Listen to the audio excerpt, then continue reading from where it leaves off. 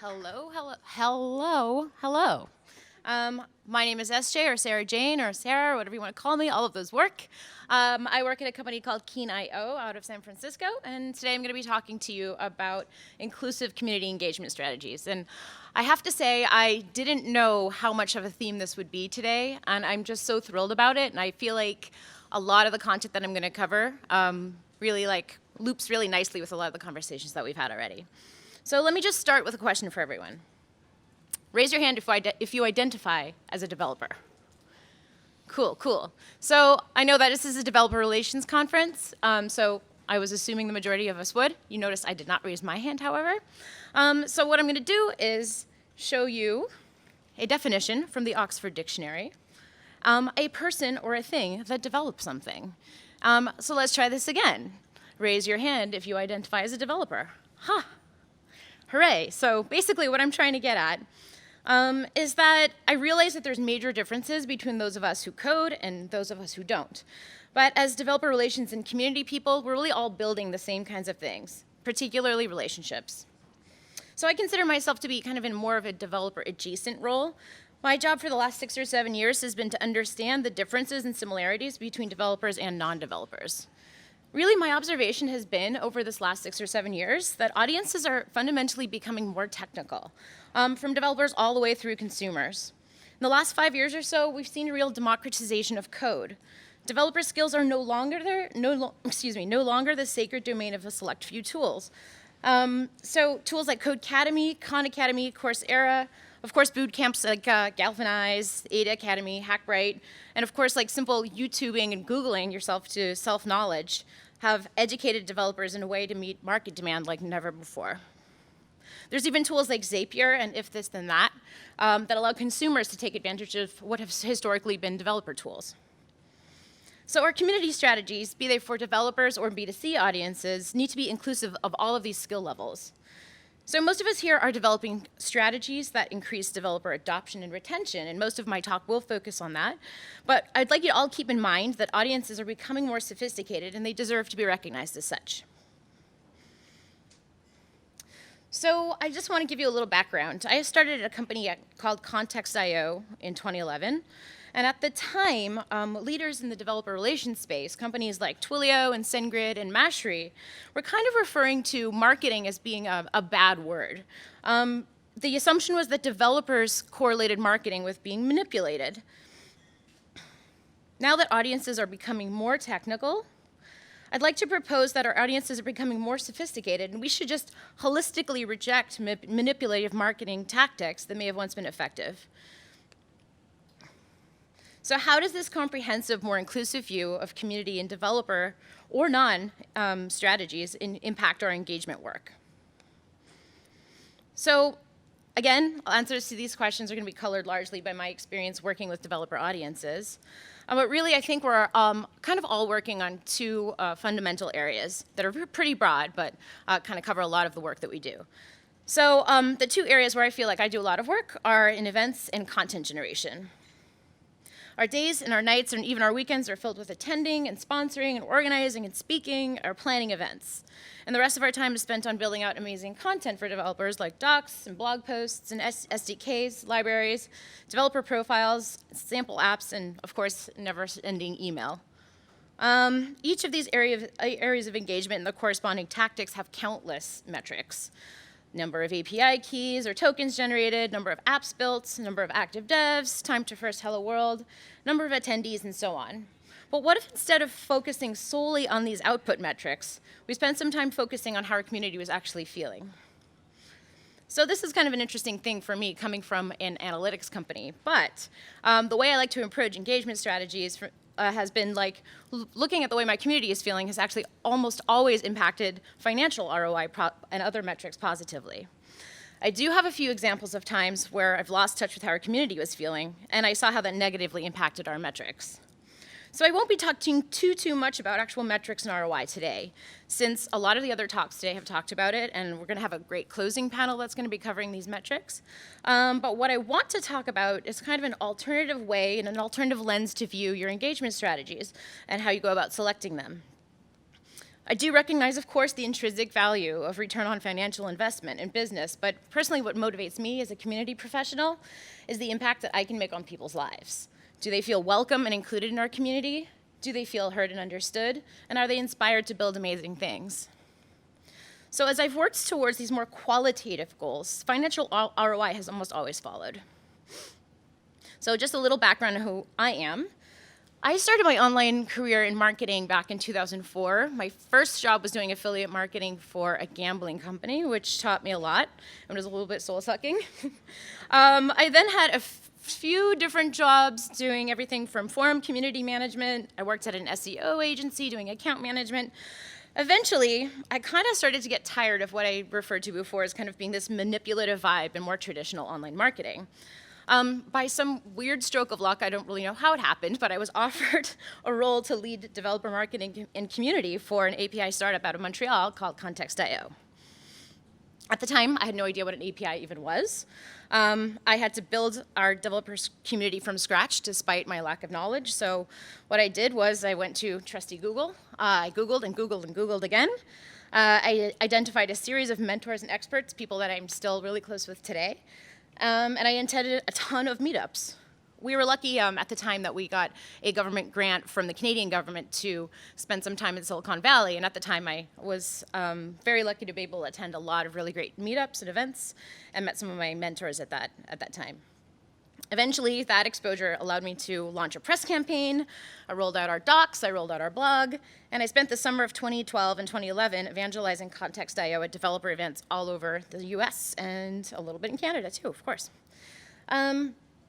So these immersive months, really doing what I could as a non-programmer, but with the support of my engineering team, to evangelize the Context.io API, taught me a ton about the developer community. Really, I realized that they were a no BS crowd, and watching them create things with our API was completely addictive. So I knew then at that point that my career was going to be pretty focused on working with developers. So at that point, so after spending time in San Francisco, I got the West Coast bug and somehow landed a gig at Mashery and got to move to San Francisco. And that team was one of the most fantastic teams that I've ever worked with. Dalen Simons led our team, and she actually built out the eBay developer community back in the early aughts, before developer community was even a thing, and there were certainly not conferences like this happening. And I worked with some of the hardest working and most inspiring developer evangelists in the business, and some of you actually may recognize Rex St. John. I know he's a recently former Seattleite that was pretty active in this community. Our evangelists collectively attended over 100 hackathons and developer meetups a year. In 2013, we were acquired by Intel, and they actually let us do our thing for quite a while. Eventually, that had some impact on our culture and our team, and our team ended up getting broken up, and it made me very sad, and I realized that I needed to be back at a startup. So I found myself back at Keen, or at Keen, rather. So now I work at Keen.io, and I'm actually working with one of my mentors from back when I was first learning about this industry. His name is Tim Falls on the right with the guitar, and he used to head up developer community at SendGrid. So it's kind of really interesting to see how these community connections that we make kind of like pay themselves forward over time. Over the last year, since I've been working at Keen, we've worked as a team to develop over 30 comprehensive community engagement experiences, so for both developers and non. So meetups, events, sponsorships, webinars, and more. Some of them have failed, but some of them have been really successful. So I just want to give you a little bit more context on some of the examples I'm going to give by just letting you know what Keen.io does. So Keen is a series of APIs that are designed to facilitate creating custom analytics solutions. Really, our users have been and always will be developers, but the problems that we solve extend beyond this developer-only audience. So what I want to do is talk about some of the engagement tactics that we use to engage everyone at the sort of different skill levels within our community. So I was very psyched, as I mentioned when I kicked off the talk, that Kate Edwards kicked off the talk to talk about specifically focusing on inclusion, and that's been a theme that's followed us through the talks today. I want to kick off this section with kind of some of my great quotes and things that I've sort of gathered when I've been thinking about inclusion and diversity. So Ava DuVernay, who's the director of the amazing film Selma, if you haven't seen it, she said, "We're hearing a lot about diversity, and I hate that word so much. I prefer inclusion or belonging. After all, an individual can't be diverse, but they can be included. So by creating community engagement strategies that are really inclusive and welcoming, you'll be creating experiences where people of different kinds can build projects and flourish together. So the bulk of the work that we do at Keen revolves around events and content, and I think a lot of us can relate to that. So what I'll do is talk about how we create events, both offline and on, that are inclusive in lots of ways. Open to and welcoming of any kind of an identity expression, gender, age, sexual orientation, ethnicity, etc., as well as technical skill level. I want to clarify something. What I'm saying is that all of our events do need to feel inclusive and welcoming to any kind of identity expression, but I'm not saying that they have to individually be inclusive and welcoming to any technical skill level. Basically, identity is who you are and how you move through the world, and skill level is where you're at in your technical journey. The key is to create a variety of events in a variety of formats to appeal to as many skill levels and learning styles as possible. So a few examples of some of the inclusive events and offline experiences that we've done at Keen. We've been really lucky. We have this beautiful office space in downtown San Francisco in SoMa, and we've been able to use that to offer up to the community to host different events there. That was a very intentional thing. That was when our office was designed to be able to create this welcoming event space where we could do a number of different kinds of community events. So in the past year, we've offered up our space to the PyLadies Data Science Lightning Talks, Latinas in Tech, and the OLA Initiative. And there's been a couple of interesting things that have resulted in opening up our space this way. So several of our customers that may identify as women Python programmers or Latinas in tech that may not have otherwise attended our marketing or engineering focused events have attended these community events that we've hosted in our space, so we've been able to build closer relationships with them that way. Of course, we've also produced more kind of marketing and traditionally metric-oriented meetups with more classic branding goals to generate leads and strengthen relationships and provide our customers with valuable knowledge. So some of the topics that we've targeted directly appeal to engineering challenges that we help to solve, like building data pipelines, or organizational challenges that our community might relate to, like building a world-class analytics team. And to ensure everybody feels welcome, I made it a personal mandate to source a minimum of one woman speaker per meetup, which is clearly not a challenge if you look at today's lineup. And TechCrunch put together this really incredible list of organizations that are working to advocate for underrepresented groups in tech. If you reference the URL on the screen, you can access it. So I used that document to invite 1 or 2 new groups to each of our meetups in an effort to expand our community. And we've tried to break out a little bit of the kind of more classic meetup mold over time as well. We recently held a customer event at the San Francisco Exploratorium, which is kind of like the Science Center here in Seattle. We also do an open source show and tell once or twice a year where folks come and just are open to show off any open source project that they've been working on. Lost my place there a little bit. 1 second. And we also have some classroom events. So we do an intro to events data class at least once a quarter for people who are, work well in classroom settings and learn well in that setting. And one of the greatest things that keeps me motivated at work is feedback. So some of the feedback we've gotten has been really, really nice. This was a little snippet from an email that we got. It was actually much longer and much more effusive. And it gave me a real case of the feels because I'm a big sap and that's how I roll. And then this one made me really, really proud. When I selected our speakers for our Building a World-Class Analytics team event, I found myself hosting an event with 3 amazing women speakers. Of course, I was only aiming for 1, but found myself with 3 great speakers. And one of the attendees made a point of posting a picture of these speakers on Instagram and then made specific note of the fact that we had an all-women panel at an event that wasn't even remotely about women in tech. So, that wasn't obviously like my main goal in creating this event, but it was definitely very motivating for me to see that. And finally, there's a tweet here from Keen's sponsorship of the Rails Girls Summer of Code. And the simple thank you that they did on their part gave us a real sense of the contribution that we were making. So basically, for me, positive ROI is sometimes just positive feelings. I do have some examples of times that we've lost sight of inclusivity and what our community really wants when we're planning Keen events.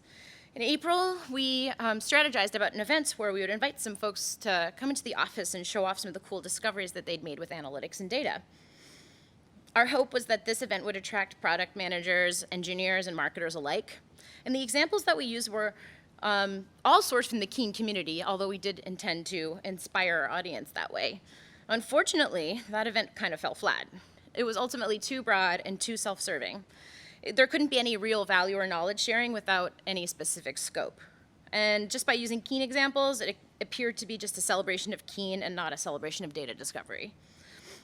So after a few days of promoting and no real response from our community, we just decided to cancel the event.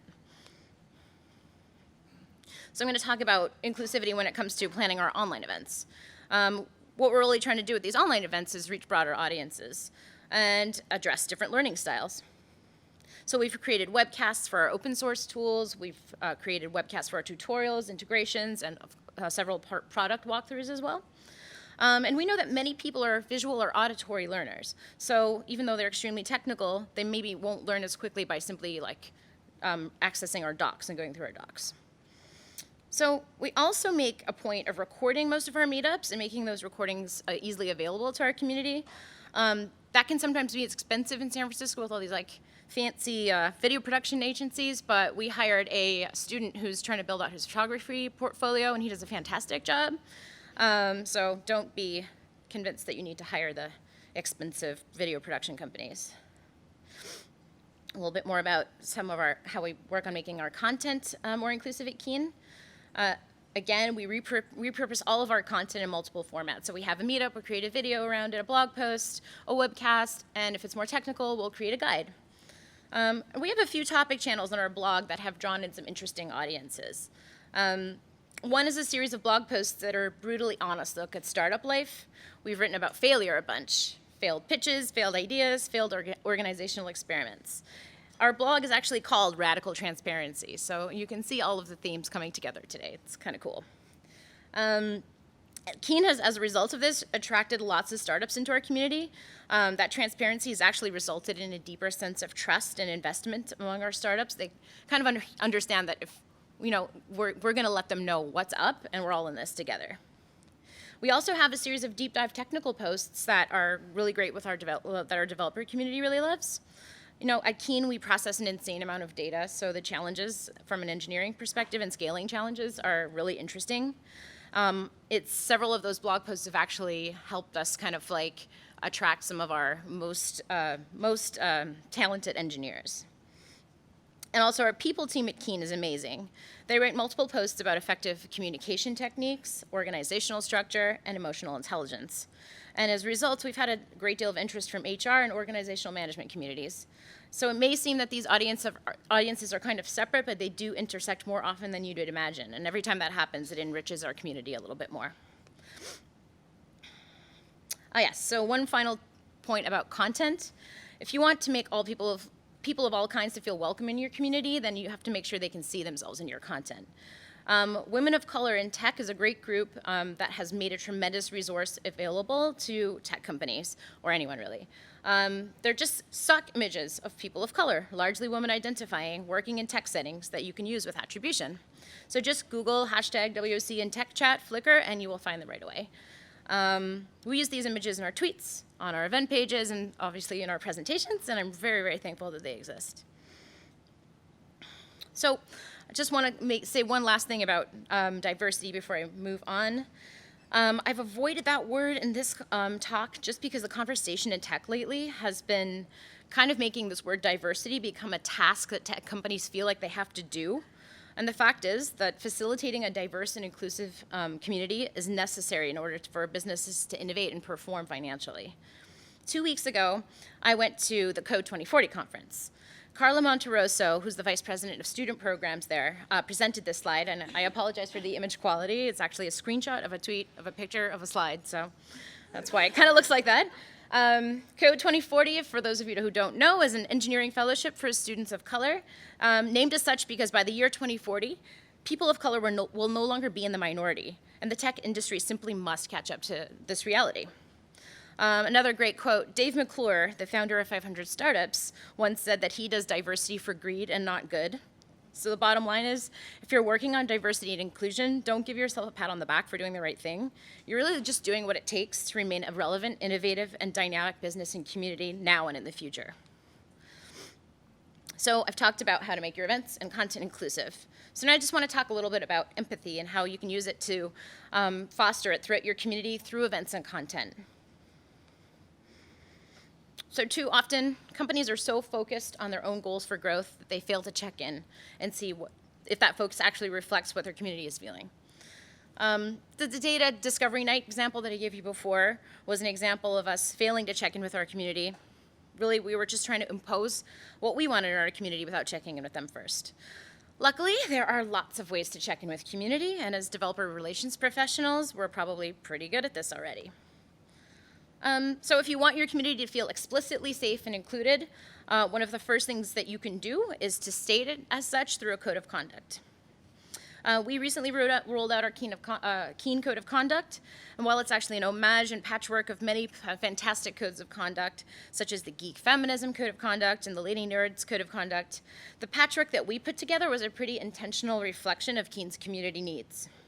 So we have a Keen community Slack channel, we have online and offline events, we got open source repos on GitHub, and lots more. So this code of conduct that we put together was designed to reflect and cover all of these spaces at once. It's also especially important to note that we developed a very clear and specific reporting process so that if our code of conduct stood an actual chance of being used, people knew how to use it and we knew how to respond. Unfortunately, before we actually finished and put our code of conduct out to the community, there were a few unfortunate incidents at Keen hosted meetups that prompted us to really prioritize getting this out. And since then, we've had a few other instances at events that our code of conduct has been able to be enacted safely and successfully. So it was a great lesson for us. So if there's any takeaway for you, if you're thinking about putting together community spaces, definitely look into getting your code of conduct solid and available for the community before you start hosting events, especially offline events. As community professionals, we definitely all value the value of the concept of relationship building. And relationship building quite fundamentally happens through conversations, structured and unstructured and casual and professional. And we've all been having plenty of them today. So one of the coolest things that I love about Keen is that we have something that we call the Learning Labs. Our people team consists of a full-time psychologist and an organizational management and career coach. And once a quarter, they host a nonviolent communication and emotional intelligence workshop for everybody who works at Keen. So these workshops arm us with the tools that we need to communicate effectively and empathetically at work and beyond.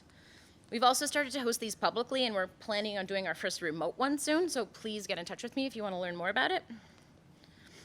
And I just want to talk a little bit about support and the importance of support in conversations about empathy and community. At Keen, support actually lives within the community team, and we're constantly trying to optimize our support experience. So one of the ways we do that is something called support rotation. So everyone at Keen has to do support at least once or twice a quarter. And it's an incredible way for everyone at Keen to build empathy for our customers and really get to know what their problems are.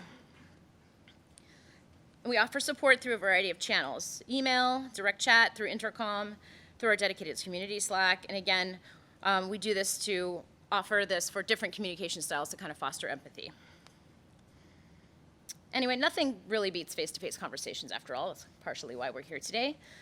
Body language can't be read online, and it's a huge part of building empathy and understanding between people. So this picture is from a product launch party we hosted in June. It was really just that, a good old-fashioned party. We did something kind of interesting. It was an invite-only party, but instead of curating the invite list as the community team, we opened it up to the Keen team to choose anyone that they wanted to invite: customers, friends, loved ones, prospects, partner companies, and it was a really, really big hit. This experiment of letting our Keen team define who our local community was turned out to really reflect it accurately, in so much as being Bay Area based at least. It was a party, and with no agenda other than that, we spent our time strengthening relationships and growing empathy. We even had to extend it by an hour because everybody was having so much fun, so that was cool. Empathy building and face-to-face components of offline meetups and conferences really add to an overall empathy building and community experience. So the next time you're strategizing about developer and community engagement and what to pick and how to pick it, I hope you'll consider looking outside of your business metrics for a little while and view them through the lenses of inclusion and empathy. And if you're not convinced yet,